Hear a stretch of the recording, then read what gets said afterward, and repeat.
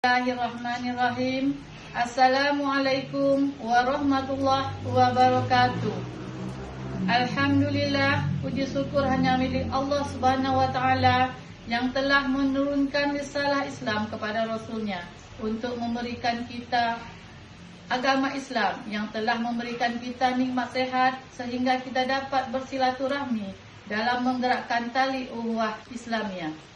Salawat serta salam senantiasa tercurah kepada teladan umat manusia, memimpin orang-orang bertakwa Rasulullah Muhammad sallallahu alaihi wasallam, juga kepada keluarganya dan sahabat-sahabatnya.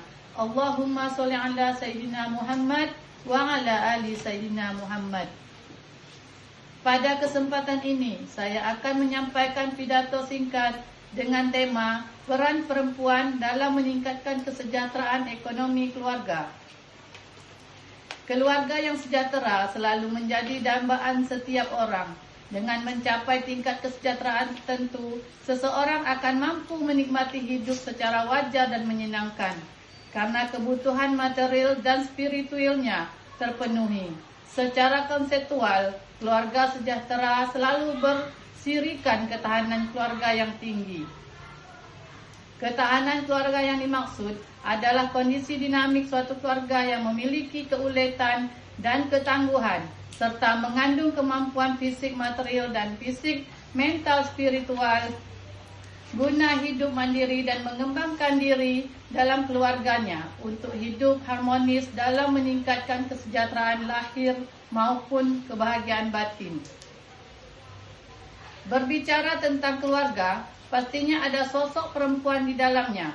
Perempuan di dalam sebuah keluarga adalah sosok unik yang bukan saja secara kodrati mampu mengandung dan melahirkan anak, tetapi juga dengan ikhlas dan tulus merawat, mengasuh, dan mendidik anak-anaknya hingga menjadi orang yang berguna dan mandiri. Di era modernisasi, perempuan memiliki tugas dan tanggung jawab yang semakin berat, karena saat ini sangat banyak perempuan yang bukan lagi hanya mengurus suami dan anak-anaknya, tetapi juga harus ikut berjuang menopang perekonomian keluarga yang seringkali tidak lagi mampu dicukupi oleh suami. Modernisasi sering diidentikan dengan kebutuhan hidup yang membengkak, namun kesempatan untuk memperoleh penghasilan yang layak semakin sulit. Apalagi bagi mereka yang tidak memiliki pendidikan dan keterampilan yang memadai. Oleh karena itu, tidak jarang perempuan ikut berjuang membantu suami dalam memenuhi kebutuhan hidup sehari-hari. Perempuan sebagai salah satu bagian dalam keluarga dan berposisi sebagai istri pendamping suami atau ibu bagi anak-anak yang dilahirkan, memiliki peranan yang sangat besar dalam menciptakan ketahanan dalam sebuah keluarga. Kiprah perempuan dalam menjaga stabilitas ekonomi bangsa memang tidak bisa dipandang sebelah mata. Berdasarkan data perkembangan usaha mikro, kecil, menengah, dan besar di Indonesia tahun 2014 sampai 2018, dari total usaha yang berjumlah 64 juta unit usaha, 99,99% usaha di Indonesia adalah UMKM. Di mana berdasarkan survei dari Bank Dunia pada tahun 2016 bahwa lebih dari 50% usaha kecil dimiliki oleh perempuan. Banyak cara yang dapat dilakukan perempuan dalam berjuang membantu pertumbuhan ekonomi keluarga, yang salah satunya dengan ikut berperan dalam pengembangan usaha kecil, mikro, kecil, menengah yang saat ini sedang gencar-gencarnya dibangkitkan oleh pemerintah.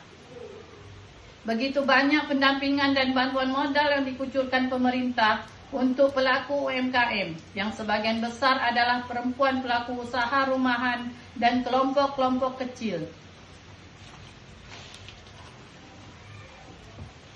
Selain berperan dalam pengembangan UMKM di Indonesia, selama masa pandemi COVID-19, kaum perempuan menjadi pahlawan ekonomi bagi keluarga. Peran dan keterlibatan perempuan dalam fungsi ekonomi keluarga akan berdampak pada kesejahteraan dan pemenuhan kesehatan keluarga. Dari sini, sangatlah jelas bahwa perempuan berperan penting dalam meningkatkan kesejahteraan ekonomi keluarga. Ditinjau dari pandangan Islam, dapat dikatakan bahwa Islam tidak melarang kaum perempuan atau istri untuk menopang ekonomi rumah tangga selagi tidak melanggar syariat agama. Sebagaimana firman Allah Subhanahu wa taala, katakanlah wahai Muhammad, bekerjalah kalian, maka Allah, Rasulnya dan para mukmin akan melihat pekerjaanmu. Quran Surat At-Taubah ayat 105. Mengutip perkataan Buya Yahya dalam YouTube channel Al-Bahjah TV yang diunggah pada 9 Oktober 2021, ada beberapa syarat istri boleh bekerja yang harus dipenuhi. Seorang istri boleh-boleh saja bekerja, namun harus mengetahui rambu-rambunya. Yang pertama, suami mengizinkannya untuk bekerja. Yang kedua, kewajiban terhadap suami tidak boleh teledor atau dilalaikan. Dan yang ketiga, bekerja di tempat yang terhormat. Tempat terhormat di sini maksudnya bukan di tempat seperti kantor saja, tetapi pengertiannya adalah tempat yang baik, yang hasilnya halal dan baik pula. Dari uraian di atas, jelaslah bahwa perempuan yang dalam hal ini adalah ibu dalam sebuah keluarga memiliki peran yang amat penting dalam menciptakan kesejahteraan ekonomi keluarga. Tanpa dukungan perempuan, lelaki yang dalam hal ini adalah suami, tidak seutuhnya memiliki kekuatan yang memadai untuk menciptakan keluarga yang sejahtera. Apalagi seorang ayah yang akan selalu keluar rumah karena harus mencari nafkah. Praktis semua pekerjaan rumah dan merawat anak menjadi tugas dan tanggung jawab seorang ibu. Sehingga seorang ibulah yang mencetak cerah buramnya masa depan keluarga dalam arti yang sebenarnya.